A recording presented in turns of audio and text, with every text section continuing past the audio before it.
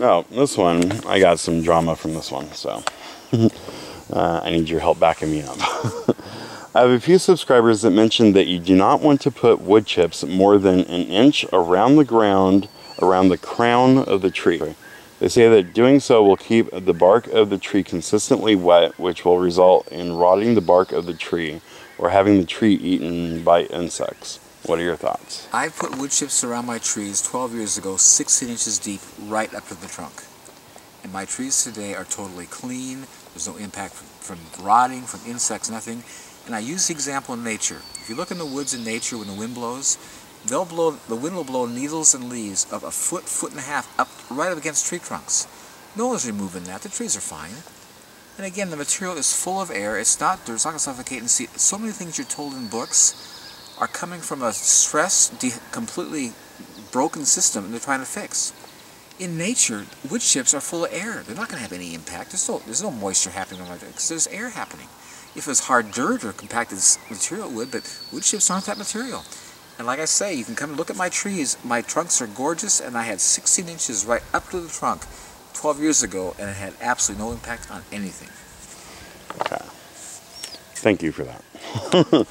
Yeah, I got a lot of comments on those trees I bought. All the books say that. You see, and where I'm coming from is that the books are based on a default system, what they're trying to fix. Where in nature, nothing needs to be fixed, and so you don't have these issues. That's all in a hard, compacted, nasty dirt that's wet, never dries out, and you're going to have those issues. This stuff here is full of air. It's not the same thing.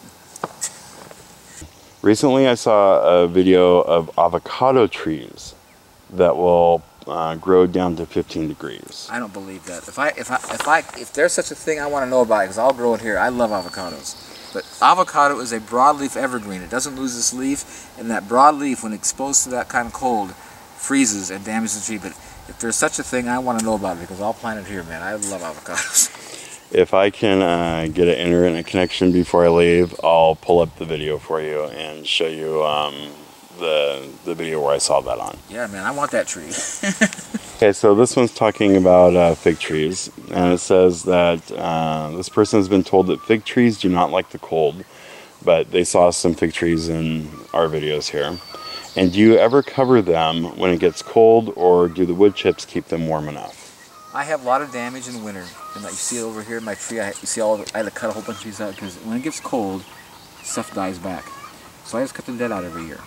And you have to, if you're going to be in a cold climate, it's going to suffer because it's just is not, winter hardy.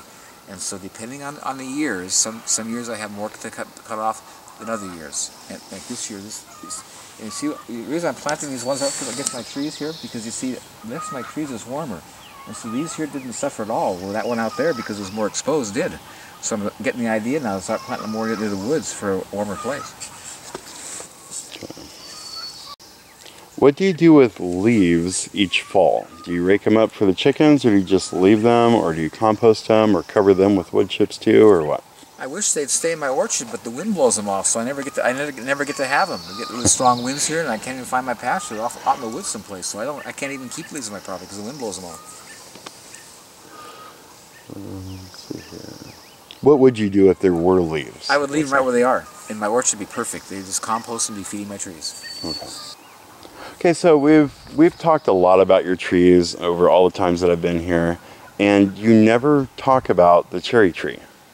Did you plant that when you came here, or was it already here? That cherry tree is 17 years old. You ought to photograph it, just so people can see it. And I'm going to cut it down this fall and make firewood out of it because it's going to make great firewood for my wood-fired oven. The reason I'm cutting it down is it's too big. I can't reach the cherries. So I'm going to cut it right flat to the ground and plant another cherry tree right next to the stump so I can start reaching them. And I basically have had wonderful fruit for 17 years. Now I have a wonderful, incredible supply of firewood for heating with, and I'll spend another one because it's too big. Can't reach anything.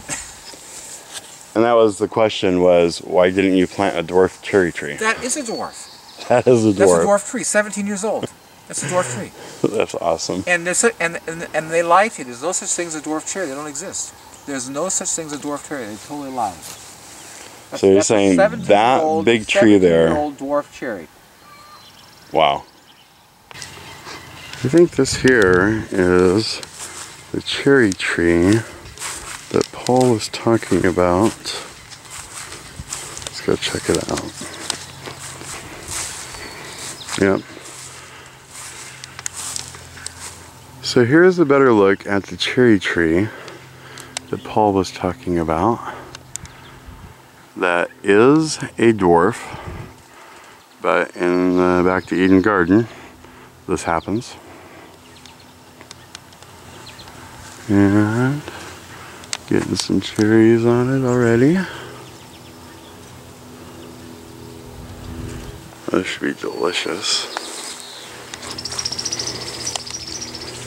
Let's see here, on the other side of this cherry tree is a little pond.